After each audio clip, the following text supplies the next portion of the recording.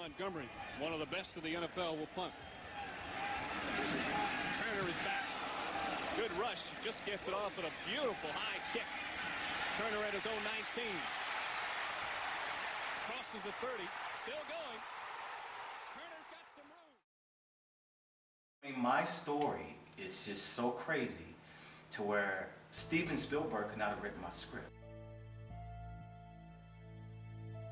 From where I'm at now, I look back at my life and I just scratch my head on how I got to this point now. I mean, even thinking back when I was 5 years old, living in Bedford-Stuyvesant, Brooklyn. You know, my mom was a severe drug addict. It was just my brother and myself at the time, and we were living at my grandmother's house. And it was something to where, you know, that was my only life. That was all that I knew, was Bedford-Stuyvesant, Brooklyn back in the 70s.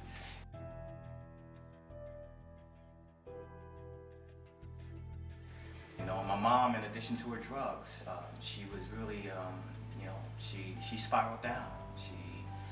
She was, you know, out in the street, prostituting the whole nine. It was a tough gig, a tough life for her.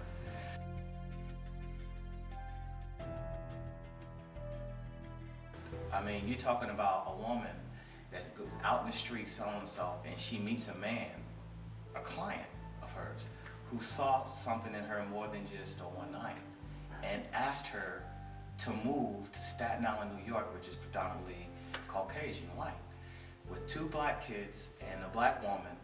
And he saw something in this woman more than just what she was doing. And we abruptly, within a week, we were gone. And the thing of it was that it was such a shell shock for me, because I got abruptly moved. You know, I didn't meet this man before until we moved.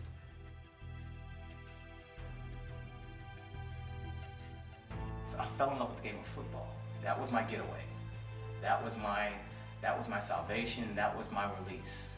And, you know, I was very upset. I was a very angry kid. I was a very resentful kid because of my mom. My freshman year in high school, you know, I was really obsessed with the game of football. My mom knew that, and she used football to keep me in line, you know. And it was really difficult. It really was, because, you know, I started resenting my mother even more, you know. And the more she, you know, grounded me, and the more I resented her, the more I hated her, the more I started wishing her dead.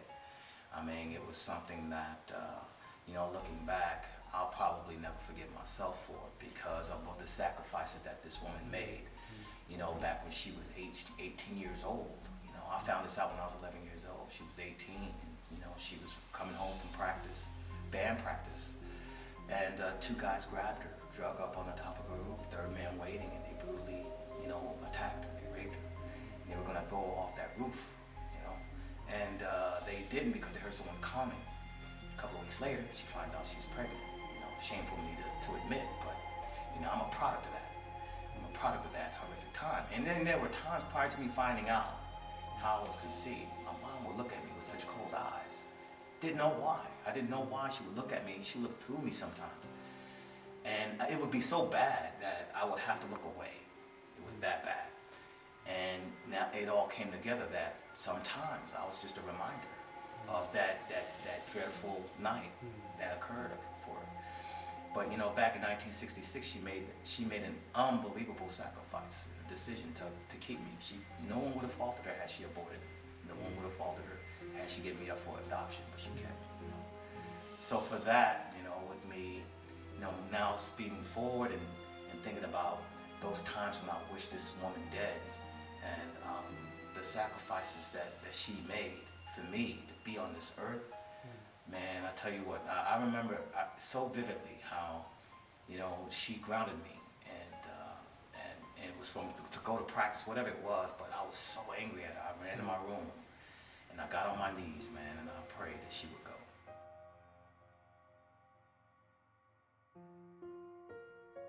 Prayed. You know, 72 hours. 72 hours later, she was gone. So, I'll I'll never forgive myself for that. The sacrifice that that woman made for me, and how I repay her by wishing her dead. So my goal and mission now is to leave a legacy that she will be proud of looking down at me now.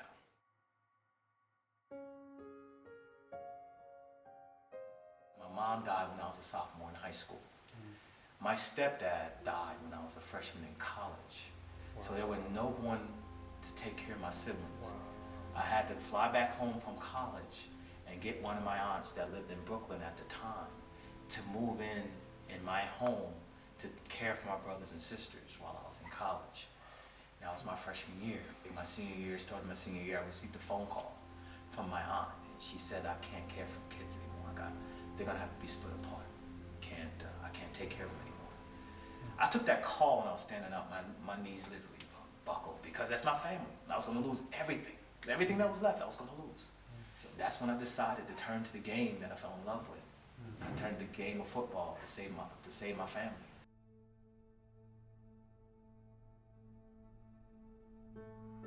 So that's when I got the idea of my book, The Next Level of Game I Had to Play. And at first it was basically an apology letter to my mother and to my stepdad. You know, he was an incredible man himself. I didn't realize how incredible he was until I actually started doing my research and finding out some of the things that he did for, you know, all of us, you know. I mean, what man is going to bring in a prostitute and 2 kids of a different race back in the 70s and raise them like they were his own? You know, what man is going to try to take a woman and really try to straighten her out and help her, you know, as far as getting off the drugs and everything? And I mean, what an incredible man. So, you know, this book that I wrote was more or less of a journal, an apology letter, a thank you letter. And most importantly, now it's become something to where I have an opportunity to change lives.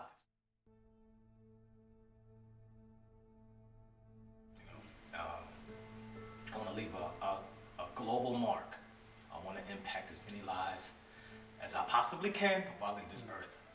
It off with a beautiful high kick. Turner at his own 19. Crosses the 30. Still going. Turner's got some room. He's got one man to beat. No flags. Touchdown, Buccaneers.